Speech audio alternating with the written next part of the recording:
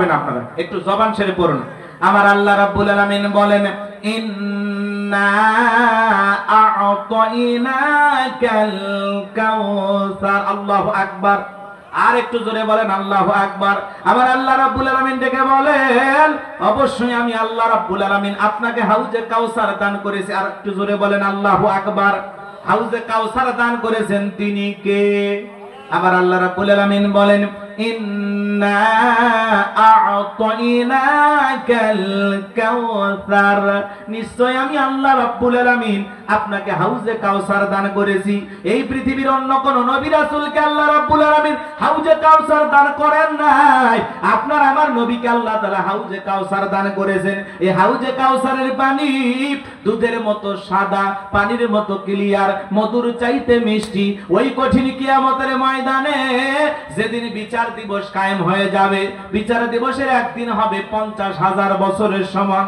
যেদিন সূর্য সহাত মাথার উপরে চলে আসবে, মানুষের মাথার মগজগুলো টকবক করে গলে যাবে। ওই কঠিন কিয়ামতের ময়দানে যেদিন ভাই ভাইয়ের পরিচয় দেবে না, বোন বোনের পরিচয় দেবে না, সন্তানের পরিচয় পিতামাতা দেবে না, ওই কঠিন কিয়ামতের ময়দানে এমন অবস্থা হবে বাজান গো আমার, আজকের পৃথিবীর জমিনে যা কিছু দেখতেছেন, পাহাড় পর্বত নদী লীলা খাল বিল কোনো কিছু থাকবে না। কুল্লু মান আলাইহা ফান। এই পৃথিবীর জমিনে সবকিছু আল্লাহ তাআলা ধ্বংস করে দেবেন। ওই কঠিন কিয়ামতের ময়দানে আল্লাহর আরশের ছায়া ছাড়া আর কোনো ছায়া থাকবে না। ওই কঠিন কিয়ামতের ময়দানে মানুষ পানি পানি বলে চিৎকার মারবে, দলে দলে মানুষ পানি পানি বলে চিৎকার মারবে। আর বিশ্ব নবী তার আদরের উম্মতকে পানি পান করার জন্য হাউজে কাউসারের পানির পিয়ালা নিয়ে দাঁড়িয়ে থাকবেন। বলুন আল্লাহু আকবার। মানুষ যখন দলে দলে বিশ্ব নবীর দিকে রওনা করবেন, কিছু মানুষের চোখের সামনে আল্লাহ তাআলা পর্দার আবরণ তৈরি করে দিবেন। নবী তখন ডেকে বলবেন, আল্লাহ সংখ্যায় আমি আমার অনেক উম্মতকে দেখতে পেলাম, কেন জানি সংখ্যাটা কমে গেল, আমি বুঝতে পারলাম না। আমার আল্লাহ ডেকে বলে, বন্ধু পাইকারি দরে আপনি সবাইকে আজকে হাউজে কাউসারে পানি পান করাইতে পারবেন না। দুনিয়ার জীবনে দুইটি অপরাধ করেছিল যারা, আপনার হাতে আজকে হাউজে কাউসারের পানি পাবে না। তারা জোরে বলেন কয়টি অপরাধ?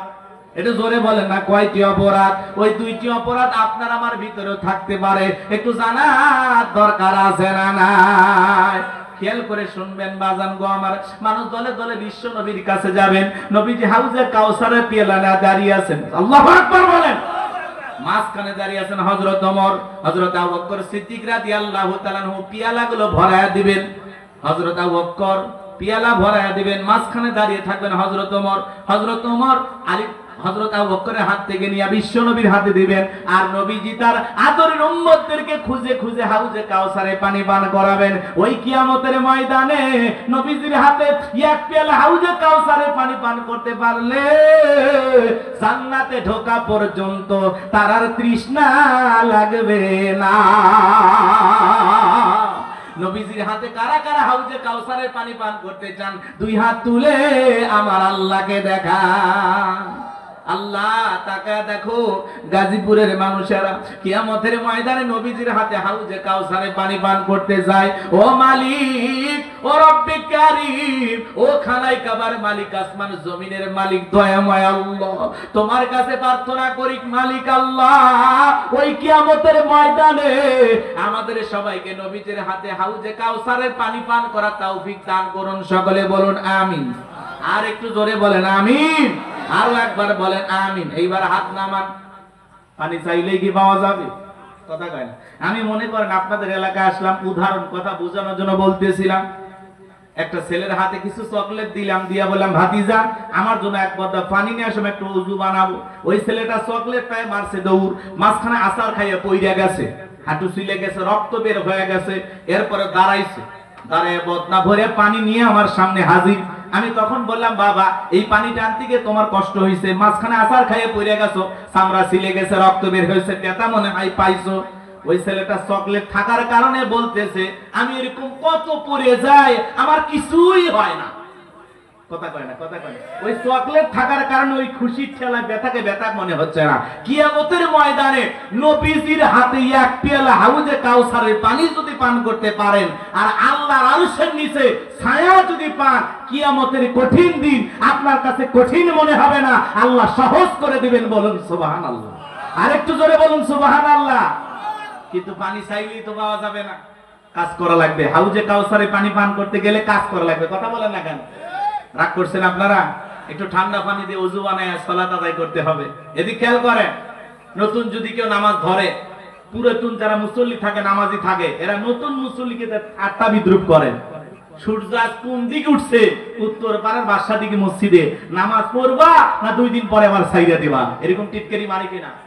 আমরা তখন তাদেরকে সাবধান করে বলি, মুরব্বি চাচা সাবধান, দাওয়াত দিয়ে তো 5 জনকে মসজিদে আনতে পারেন না। হঠাৎ করে কেউ নামাজ ধরছে, তার নিয়ে কেন সমালোচনা করেন, পিছনে কেন কথা বলেন? উনি জোহর পড়বে, আসর পড়বে, 2 দিন পড়বে না 4 দিন পড়বে, ওনার সমস্যা আছে আপনার? উনি কয়েকটা পড়বে, এটা ওনার ব্যাপার, আপনার সমস্যা আছে? পারলে দোয়া করেন যে ভাতিজা তুমি মসজিদে আসছো নামাজ পড়তে, দেখে দিলটা ভরে গেছে, আসো তোমার সাথে কোলাকুলি করি, বুকে বুক মিলাই, আর আল্লাহর কাছে দোয়া করি আল্লাহ যেন মৃত্যু পর্যন্ত তোমাকে মসজিদে এসে নামাজ পড়ার তৌফিক দান করেন। দোয়া করেন, ভালোবেসে বুকে টানেন, টিটকারি মারা যাবে না, ঠাট্টা বিদ্রুপ করা যাবে না। পারলে নামাজ পড়তে আসছে নতুন মুসল্লি, ভাই দেখে ভালো লাগছে, পারলে 1 কাপ চা খাওয়ায় দেন। কথা কর, কথা কর, খবরদার টিটকারি মারবেন না। যুবক বয়সে একটু দাড়ি রাখছে, ওইটা নিয়ে সমালোচনা করে, এই বয়সে দাড়ি রাখলি, কথা কর না। এক যুবক দাড়ি রেখে বউ নিয়ে ঘুরতে গেছে, তাই ভাবি আসসালামু আলাইকুম, সাথে চাচার খবর কি? বউ বাড়িতে এসে রাগ করে, বাহিরে তোমার সাথে যাওয়া যায় না কেন? কয় আমার ডাকে ভাবি আর তোমার ডাকে চাচা।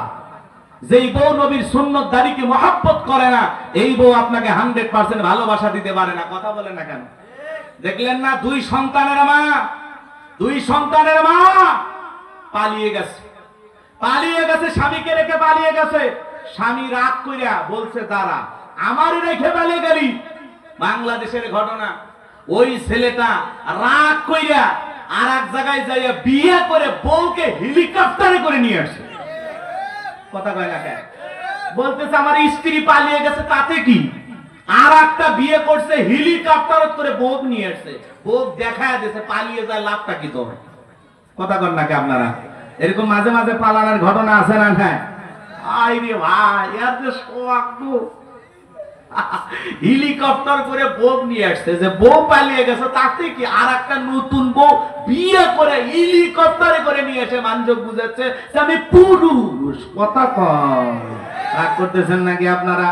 আর অনেক পাগলা আছে, বউ পালিয়ে গেলে কান্দে, কান্দিস করে, গেছে তো ভালো, নতুন একটা আসবি। কথা কয় না, কথা কয়। রাগ করতেছেন আপনারা, মন খারাপ করবেন না ভাইয়েরা আমার। যুবক বয়সে দাড়ি রাখলে বউ সমালোচনা করে, এরকম বউ যাদের ঘরে আছে ওরা দুনিয়াতেই জাহান্নামে আছে। কথা বলেন, ইবাদত বন্দী স্বামী করে, সহ্য করতে পারে না, এরকম বউ আছে না? এই জন্য আমাদের ঘরে ঘরে রহিমার মতো স্ত্রী দরকার। কথা বলেন ঠিক কিনা?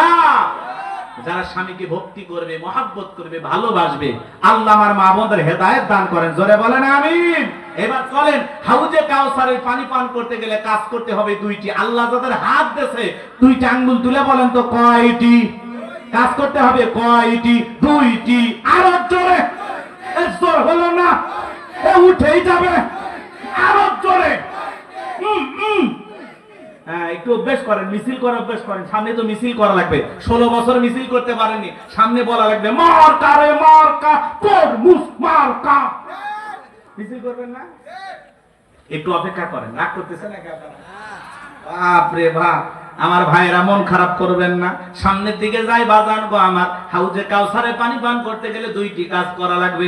আল্লাহ তাআলা সেই কথা 2 নাম্বার আয়াতে জানিয়ে দিলেন। জবান ছেড়ে সবাই বলেন, আমার আল্লাহ বলেন ফাসাল্লিলি রাব্বিকা ওয়ানহার। বলেন ফাসাল্লিলি রাব্বিকা ওয়ানহার, ফাসাল্লিলি রাব্বিকা ওয়ানহার। 1 নাম্বার হলো ফাসাল্লিলি রাব্বিকা, রবের উদ্দেশ্যে সালাত আদায় করা লাগবে। নামাজ হবে কার জন্য? قل إن صلاتي ونسكي ومحياي ومماتي لله رب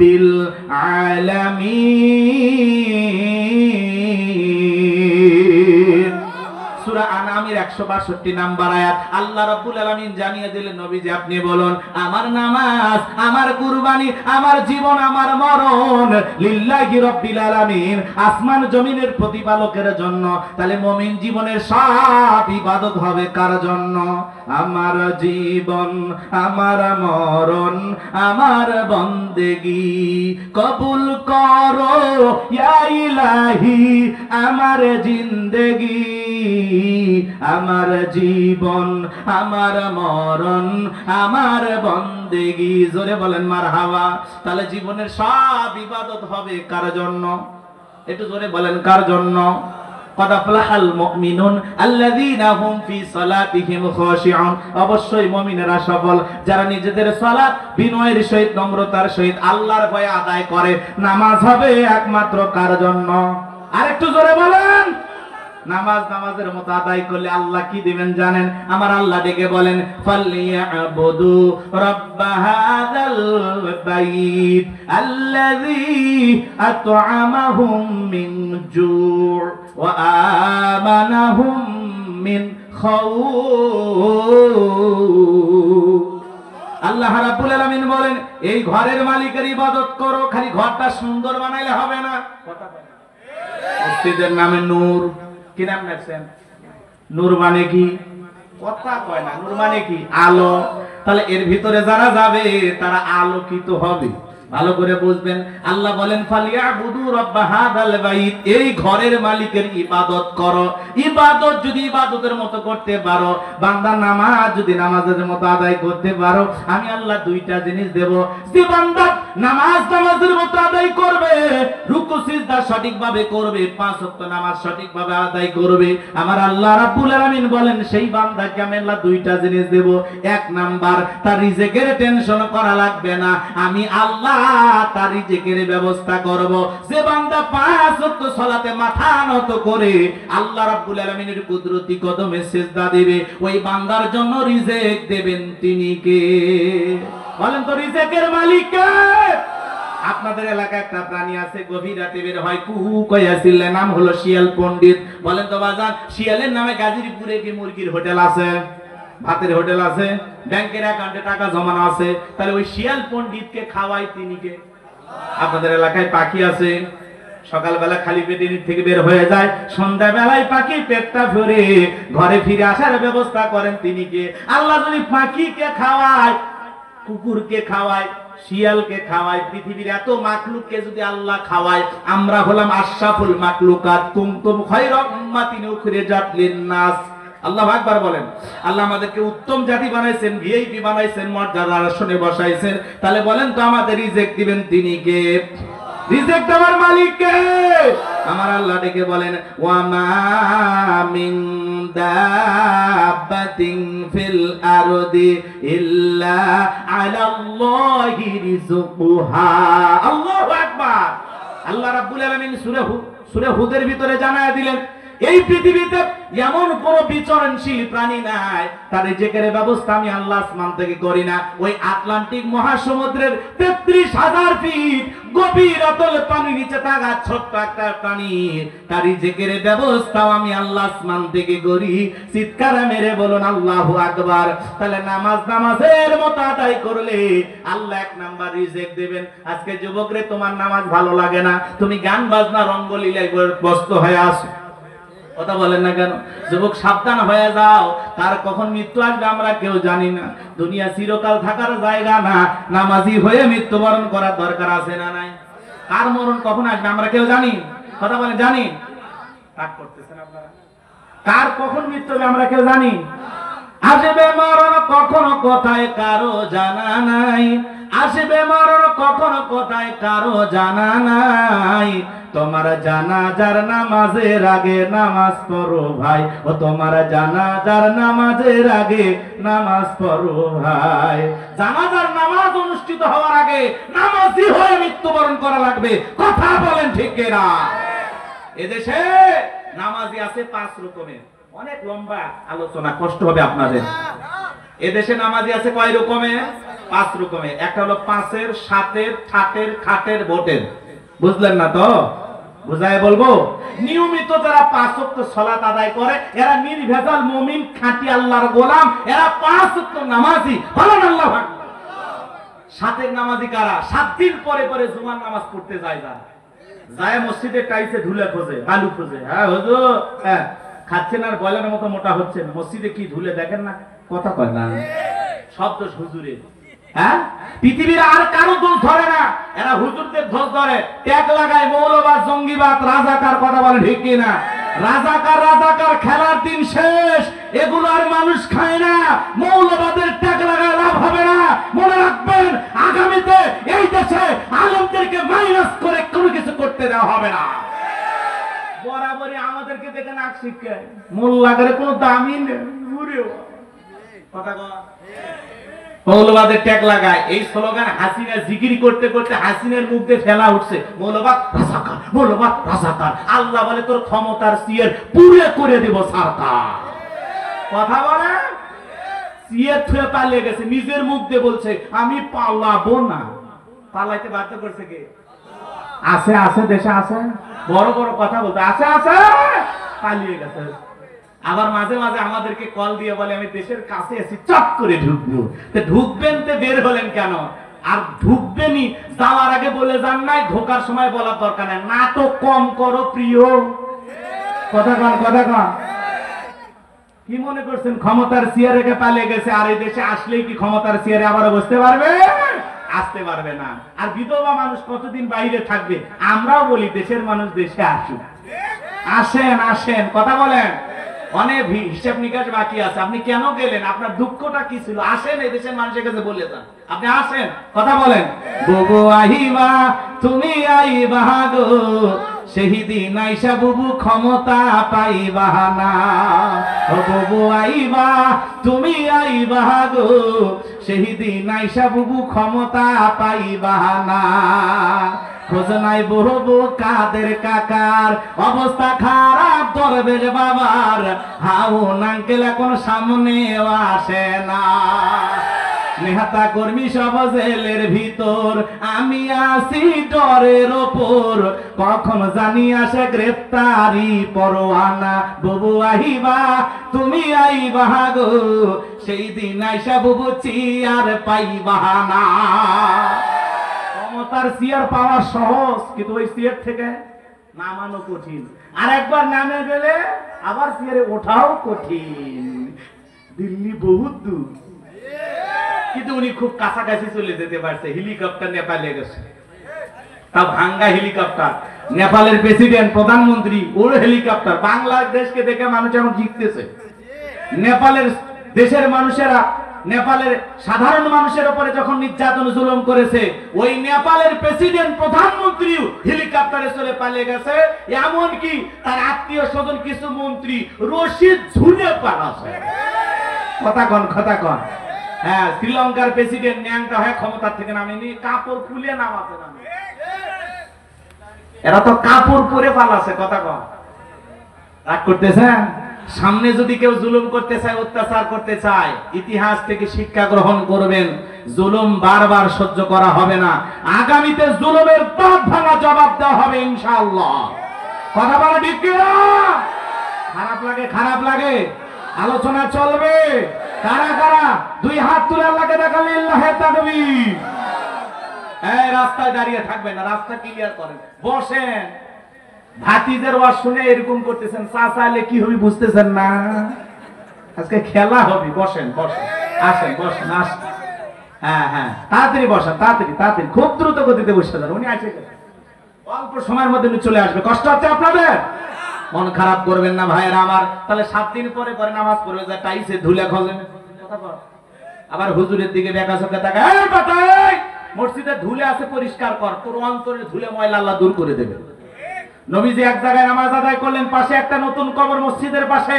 বিশ্ব নবী কবরের দিকে আঙ্গুল দিয়ে বলেন, আমার সাহাবীরা, কবরে থাকা ব্যক্তি জান্নাতি, বলেন সুবহানাল্লাহ। সাহাবাই کرام জিজ্ঞাসা করলেন, নবী গো, এই কবরে থাকা ব্যক্তি কি এমন আমল করেছে আল্লাহ তাআলা কেন তাকে জান্নাত দিলেন? জানতে চায়। আমার নবী ডেকে বলেন, ও আমার সাবিরা শোনো, আল্লাহর এই বান্দাকে আল্লাহ কেন জান্নাত দিলেন? আল্লাহর এই বান্দা এই মসজিদটাকে সব সময় ঝাড়ু দিত, পরিষ্কার পরিচ্ছন্ন রাখতো। মসজিদ ঝাড়ু দেওয়ার কারণে আল্লাহ এই আমলে খুশি হয়ে তাকে জান্নাত দিয়েছে। এজন্য মসজিদ ঝাড়ু দেওয়ার দায়িত্ব শুধু ইমাম মুয়াজ্জিমের না। মাঝে মাঝে আপনি টাকাওয়ালা সম্পদওয়ালা মসজিদের টাইলস ধুলা বালু ওযুখানা টয়লেট খানা যা আছে পরিষ্কার পরিচ্ছন্ন করে দেবেন, দিলের অহংকার থাকবে না। কথা বলেন ঠিক কি না? তাহলে 7 দিন পরে পরে জুমার নামাজ পড়ে যারা, হুজুরে ভুল তুলতে যায় যারা, এরা হলো সাতের মুসল্লি। আর মানুষ মরে গেল জানাজার খাটিয়ার সামনে দাঁড়ায় নামাজ পড়ে যারা, এরা হলো খাটের মুসল্লি। মসজিদের মাইকে ফজর পড়ে ঘোষণা হয় এই গ্রামের অমুক ব্যক্তি মারা গেছে, ইন্না লিল্লাহি ওয়া ইন্না ইলাইহি রাজিউন। সকালবেলা ঘুমোর থেকে ওটা বলে বিবি মসজিদের মাইকে শুনলাম অমুক মারা গেছে। বলে হ্যাঁ, আমার বন্ধু ছিল জানিস না, কয়েকদিন আগে মাওনা বাজারে বসে চা খাইলাম।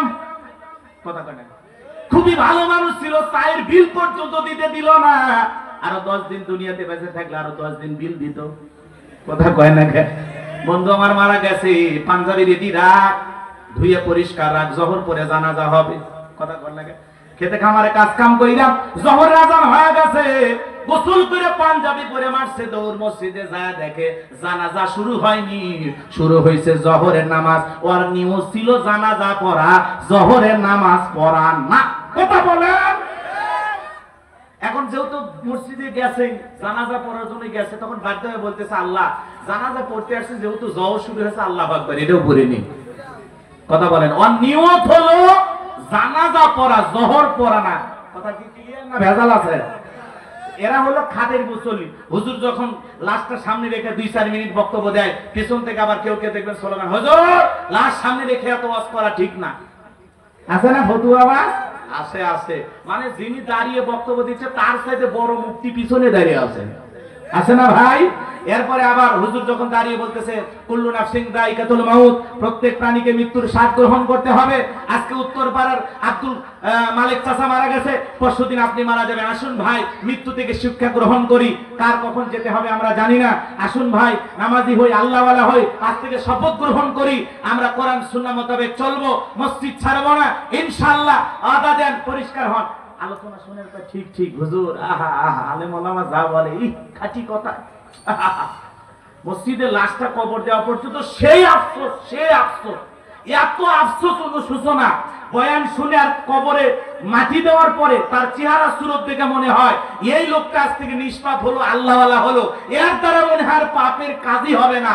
এই আফসোস করতে করতে মাটি দিয়ে মুনাজাত করে বাড়ি যাওয়ার পরে টুপি খুলে টেনশনের ঠেলায় একটা ব্যানসন কেটু নেভি স্টার সিগারেট যখন মুখে লাগাইছে, ধোঁয়ার তালে তালে ওর জলে ভেসে গেছে। কথা কোন ঠিক? মানে একটা সিগারেট খায়া হুজুরের আর এই ওয়াজের আর এই মৃত ব্যক্তিকে মাটি দেওয়া সব টেনশন ভুলে যায়। ওই যে টুপি খুলছে আসরের নামাজের সময় দেখা গেছে মসজিদে ভাই। কথা বলে না কেন? আর পাওয়া গেছে? এই হলো আমাদের মন মানসিকতা। এরা হলো খাটের মুসল্লি। আর দুই ঈদে নতুন নতুন পাঞ্জাবি কিনা যারা যায় এরা হলো ঠাটের মুসল্লি। ঠাটে ঠাটে মানে ভাবওয়ালা মুসল্লি। কথা কি বুঝছেন? বাপরে বাপ, ঈদের মাঠত যায় বুঝছেন, নামাজ কালাম পড়িয়া ইমাম সাহেব দেখে বলে হুজুর আসেন, আপনারা সব আলেম ওলামা দেখতে ভালো লাগে, হুজুর আসেন একটু কোলাকুলি করি। কথা কন না কেন? সুদ ঘুষ খাইয়া হারাম খাইয়া পেট তো এমন ভুড়ি বানাছে মনে হয় 26 মাসের গর্ভবতী। হুজুরত বুকে নেওয়ার চেষ্টা করে, এতই চেষ্টা করে কোলাকুলি। কিসের কোলাকুলি হবি ভাই? মাঝখানে পেট যে ব্যারিকেড বেঁধে গেছে, কোলাকুলি হচ্ছে না, হচ্ছে খালি পেটটা পেটি। কথা কন ঠিক কি না? এবার হুজুর কানে কানে যা বলতেছে, ভাই রোজা কয়টা? 29টা না 30টা? তারাবি কয়টা? 29টা না 30টা? কি কায়দা ইবাদত বন্দেগী করছেন? বলছে হুজুর ব্যবসায়িক চাপে পইরা একটা রোজাও রাখিনি, কিন্তু ইফতার খাওয়া মিস করিনি। আমি খাসি অমুসলিমের ডেকে ডেকে ইফতারি খাওয়াইছি। কথা কথা এরকম লোক আছে না? এরা হলো ঠাটের মুসল্লি। এরা কয় টাকা দিয়ে পাঞ্জাবি কিনছে, সেলফি একটা তুলে ফেসবুকে লেখে, দোস্তরা যে পাঞ্জাবি দেখতেছো কি মনে করো মাওনা বাজারের ভ্যান থেকে, রিক্সা থেকে অথবা ফুটপাত থেকে কেনা না, এটা ঢাকা নিউ মার্কেট থেকে কিনেছি। এই পাঞ্জাবির দাম 55,000 টাকা। হ্যাঁ কথা কয় নাকি? কথা কয়? হ্যাঁ, এই দেশের মানুষ তো ভাব ভঙ্গি নিয়ে ব্যস্ত। নায়ক শাকিব খানের নাম শুনছেন না? ডবল বেটার বাপ। কথা কয় না? শাকিব খান একটা আংটি পরছে, আংটি, এই আংটি পরে একটা ছবি পোস্ট করছে। এখন এটা নিয়ে নিউজ হচ্ছে যে কয় কোটি টাকার আংটি শাকিব খান পরে আছে। এরা কাপড় পরলেও সেটা নিয়ে নিউজ হয়, একটা হাতে ঘড়ি পরলেও সেটা নিয়ে নিউজ হয়। কথা কথা হ্যাঁ, বাংলাদেশের সুপারস্টার শাকিব খানের হাতের আংটির দাম নাকি 2 কোটি টাকা, যাই একটা সিনেমা করে 3 কোটি টাকা নেয়, ওই 2 কোটি আংটির টাকা আবার শোনা যাচ্ছে অপি বিশ্বাস আর বুবলি দিছে। কথা কয় না, বউ যদি স্বামীকে আংটি কিনে দেয় সমস্যা আছে ভাই? এগুলো হলো বাংলাদেশের মিডিয়ার কাজ। এদের কাজই হলো তিলকে তাল বানানো, ভুলভাল নিউজ প্রচার। আবার দেখবেন ওই আংটি সর্বোচ্চ হয়তো 500 টাকা দিয়ে কিনছে। কথা কর না আপনারা? এই যে আমি হাতে আংটি করে ওয়াজ করতেছি না, সাফায়ে গেছি, একজন করছে হুজুর আপনি আলেম মানুষ হইয়া স্বর্ণের আংটি ব্যবহার করতেছেন। আমি বলছি পাগলা, এটা স্বর্ণের আংটি না রে, এই আংটির দাম মাত্র 150 টাকা। কথা কর না কেন? এমন কেউ যদি একটু চিকচিক দেখে স্বর্ণ মনে করে, আসেন নিয়ে যান ওজন করে, লাভ তো আমারই হবে। রাগ করতেছেন নাকি আপনারা? আমার ভাইরা মন খারাপ করবেন না বাজান গো আমার। আমি যে কথা বলতে চাচ্ছিলাম, তাহলে ঠাটের মুসল্লি কারা? নতুন পাঞ্জাবি কিনে ঈদের মাঠে যায় মোশান দেখায় যারা। আর ভোটের মুসল্লি কারা জানেন? নির্বাচনের আগে মাথায় টুপি পরে, মুখে দাড়ি রাইকা, পাঞ্জাবি পইরা জনগণের সামনে হাজির হবে। আছে না নাই?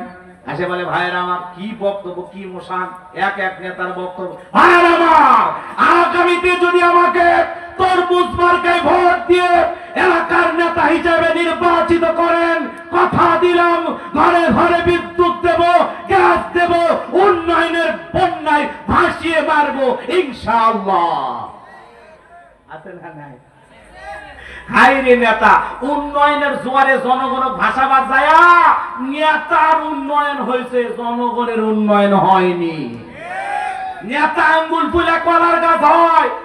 যেই নেতা নির্বাচনের আগে সাইকেল কেনার টাকা নাই, মোটর সাইকেল কেনার টাকা নাই, সেই নেতা নির্বাচিত হইয়া দামি গাড়ি নিয়ে ঘরে, সেই নেতা নির্বাচিত হইয়া ঢাকায় বাড়ি কেনে, সেই নেতা নির্বাচিত হইয়া পৃথিবীর মানচিত্রে বাংলাদেশের টাকা লুটপাট করে দুর্নীতি করে বেগম পাড়া বানায়। যারা বিগত সরকারে ক্ষমতায় ছিল, এই দেশের 11 লক্ষ কোটি টাকা, কেউ কেউ বলেছেন 32 লক্ষ কোটি টাকা, কেউ বলেছেন প্রধানমন্ত্রী এবং তার ছেলে মিলা 29 লক্ষ কোটি টাকা পাচার করছে। এই টাকা হলে বাংলাদেশ, সিঙ্গাপুর, অস্ট্রেলিয়া পৃথিবীর উন্নত রাষ্ট্রে পৌঁছে যেত, কিন্তু ওরা লুটপাট করে নিছে। রাস্তার বরাদ্দ হয় 5 কোটি টাকা, উপর থেকে নিচ পর্যন্ত পকেট ভরাইতে ভরাইতে টাকাই থাকে না ভাই, কোনো মতে 1 কোটি থাকে। ওই টাকা দিয়ে খালি আলকাতরা দিয়ে আর কালো কালি দিয়ে মনে করেন কোনো মতে এই রাস্তার খোয়াটা কালো করে রাখা যায়, কোনো মতে পিচ পেরে দিয়ে রেখে যায়, কোনো মতে পাথরগুলো কালো করে রাখা যায়, ছাগল পেশাব করলেও ফেসে যায়। উন্নয়ন নামে এই দেশের মানুষের পকেট মারা হয়, লুটপাট করা হয়। যিনি আজকের এই প্রধান অতিথি, আমি ওনাকে ধন্যবাদ জানাই। উনি বলেছেন হুজুর আপনারা দুর্নীতির বিরুদ্ধে বাস করবেন। তার মানে উনি দুর্নীতি মুক্ত দেখেই কথা বলার সাহস পেয়েছেন। কথা বলে ঠিক কিনা? আমরা বলতে চাই আগামীতে যারা এই দেশের নেতৃত্ব দেবে, তারা কোনো চারাবাজ হবে না, দখলবাজ হবে না, তারা সৎ মানুষ হবে। কথা বলে রাগ করতেছেন আপনারা? ভালো মানুষ দরকার, লুটপাট করে খাবে, দেশের টাকা বিদেশে পাচার করবে এরকম দরকার নাই। ওই এমপি মন্ত্রীরা কি জনগণের সাথে তামাশা করেছিল। কথা কন, একজনের শরীরে চলতো না, আবার মাইক ধরে বলতো খেলা হবে। হ্যাঁ, বিএনপি নিয়ে চিৎকারে মারে, বিএনপি বলেছে আন্দোলন হবে ঈদের পরে, ঈদ যায় ঈদ আসে, আন্দোলন হয় না, বলতো না? আজকে সে আছে, সে নেতা নাই, পালিয়ে গেছে। বড় বড় কথা বলতো, ওরা পালিয়ে গেছে। আজকে এমপি মন্ত্রী কোটি কোটি টাকা দামের গাড়ি পরে আছে, মন্ত্রী নাই। দামি দামি বিল্ডিং পরে আছে, এমপি মন্ত্রী নাই, পালিয়ে গেছে। কথা কয় না? মন্ত্রীরা সব কোথায় গেল, এমপিরা সব কোথায় গেল, কোথায় কাদের কাকা? ওদের সারা দেশটা এখন লাগে ফাঁকা ফাঁকা। পালাবো না, পালাবো না, পালাবো না, যায় না তাদের দেখা, ওদের সারা দেশটা এখন লাগে ফাঁকা ফাঁকা। আইন মন্ত্রী আটকে গেল আইনেরই ফাঁকে, দাড়ি সারা দরবেশটারে ভণ্ড ভণ্ড লাগে। দাড়ি কাটে নৌকা চড়ে পালাছে, ওরা জীবন দিচ্ছে তাও নৌকা ছাড়েনি। কথা কই বিরক্ত হয়েছেন আপনারা? থাক, আর কষ্ট দেব না ভাই। এরকম আছে না ভাই, ঘটনা সত্য না মিথ্যা? আজকে দেখেন যারা এক সময় মন্ত্রী, ওই পলক, ওই আইন মন্ত্রী সালমান এফ রহমান, দীপু মনি, মমতাজ বেগম, বড় বড় এমপি মন্ত্রী এখন কোন জায়গায়? জেলখানায়। ওরা কখনো কল্পনাও করেনি যে আমাদেরকেও জেল খাটতে হবে। কথা বলে ঠিক কিনা? রাগ করতেছেন? বিচারপতি কালামানিক, যিনি আল্লামা সাইদি হুজুরকে মৃত্যুদণ্ডের রায় দিয়েছিল, আমরা বলতে চাই এই বিচারপতি মানিককে মৃত্যুদণ্ডের রায় দিতে হবে। কথা বলে ঠিক কিনা? এই বিচারপতি মানিক 116 জন আলেমের তালিকা করে দুদকের কাছে জমা দিয়েছিল, যার ভিতরে আমার রোল নাম্বার ছিল 23। আজকের মাহফিলের যিনি প্রধান আকর্ষণ, তিনিও সিরিয়ালে ছিলেন 18 নাম্বার। কথা কয় না কে? আমাদেরকে তারা বাংলাদেশ থেকে চয়েস করে 116 জন আলেমের তালিকা করে দুদকের কাছে জমা দিয়েছিল, তাদের মধ্যে আমরাও ছিলাম। যারা আলেমদের তালিকা করেছিল, বিনা তালিকায় কলার পাতায় শোয়া রাখছিলেন তিনি কে? আজকে সেই মানিককে জেলখানায় রেখেছেন তিনি কে? আছে না নাই? এই জন্য আমরা বলতে চাই, এখান থেকে শিক্ষা গ্রহণ করতে হবে। বাড়া ভালো না, জুলুম করা ভালো না। বিচারকের আসনে বৈশা টাকা খাইয়া ভুল বিচার করলে বিচারক মানিকের মতো জেলখানায় যাওয়া লাগবে। কথা বলে ঠিক না? আমার ভাইয়েরা, লম্বা আমি করতে চাই না বাজান, মন খারাপ করবেন না, কষ্ট মনের মধ্যে নেবেন না। তাহলে নির্বাচনের আগে মাথায় টুপি পরে, গায়ে পাঞ্জাবি লাগায়, দাড়ি রেখে যারা বড় বড় কথা বলে, এরাই হলো অরিজিনাল ধর্ম ব্যবসায়ী। এক নেতা সেদিন বক্তব্য দিতে বলতেছে, নির্বাচনের আগে তোমরা 5 ওয়াক্ত নামাজ পড়বা, আর আমরা যদি নিয়মিত 5 ওয়াক্ত নামাজ পড়তে মসজিদে যাই, তাহলে জামাত মসজিদের ভিতরে বৈঠক করতে পারবে না।